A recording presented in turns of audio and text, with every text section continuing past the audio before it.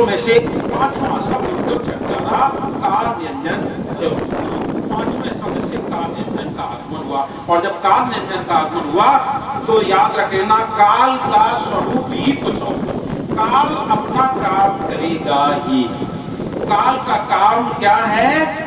सर्प जो होता है आप उसे प्यार से भी अगर पकड़ो तो डस लेगा कि नहीं?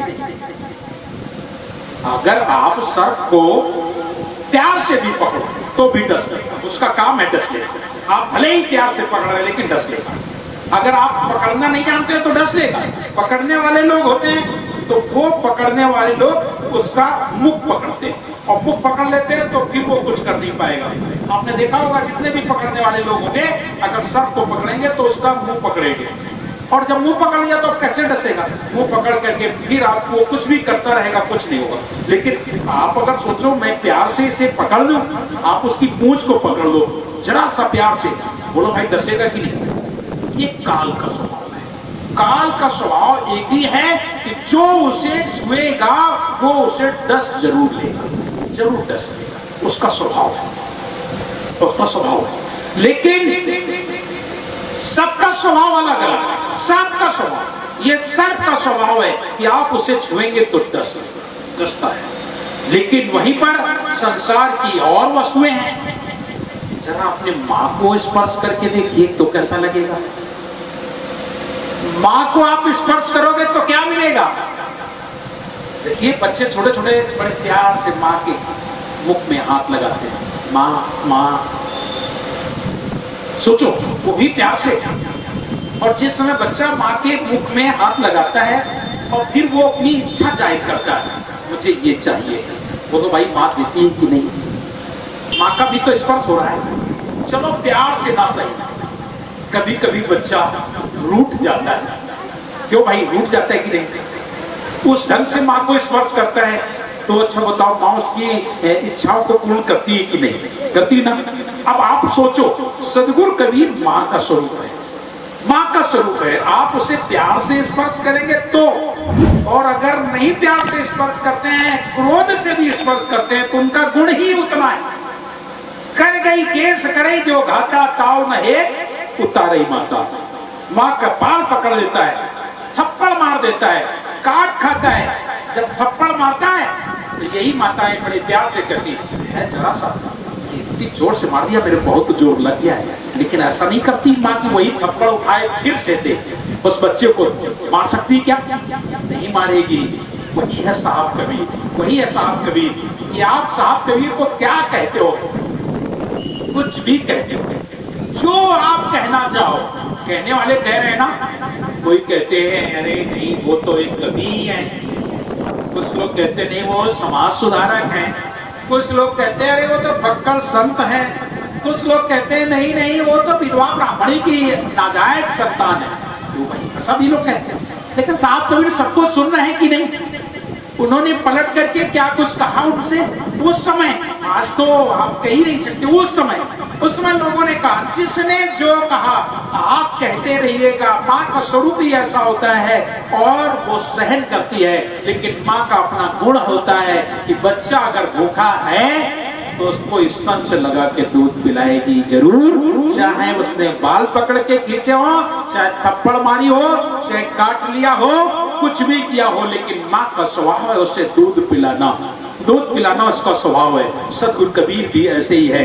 आपने क्या कहा है उनका, उन्होंने कभी भी उन्होंने आपकी बातों पर गौर नहीं किया, बल्कि वो हमेशा आपको सत्य का संदेश ही देते रहे। आप उनकी छांव में, जैसे पेड़ होता है, पेड़ की छांव में आप जाते हो, बढ़िया समय आम के फल लगे हुए हैं और आम के नीचे जाते हो, पका फल गिरता है तो फल भी खाते हो ना, बड़ा अच्छा लगता है। फिर खाने के बाद 2-4 फल खाने के बाद बोले घर भी ले जाएंगे तो और 2-4 तोड़ दिए घर भी ले जाने के लिए। इतना सब कुछ करने के बाद भी आपका मन नहीं भरा, बोले अब कहाँ जाए, धूप बहुत जाता है, थोड़े पत्ते तोड़ देते हैं बकरी के लिए।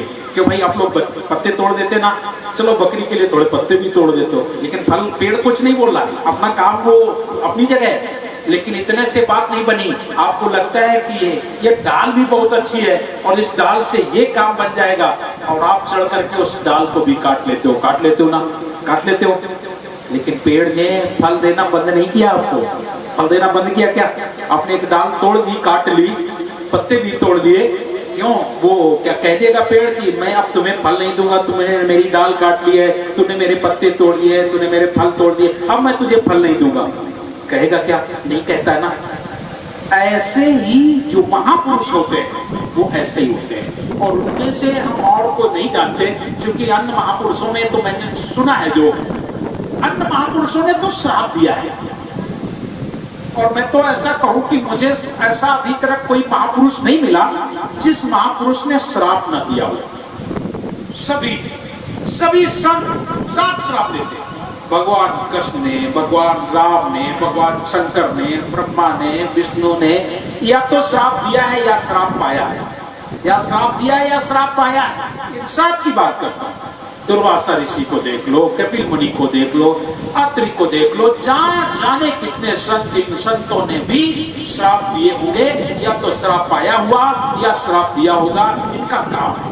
लेकिन साहब कबीर एक ऐसे सत्पुरुष है, एक ऐसा परमात्मा है, ऐसे पुरुष है जिन्होंने आज तक के इतिहास में कहीं किसी को श्राप नहीं दिया है।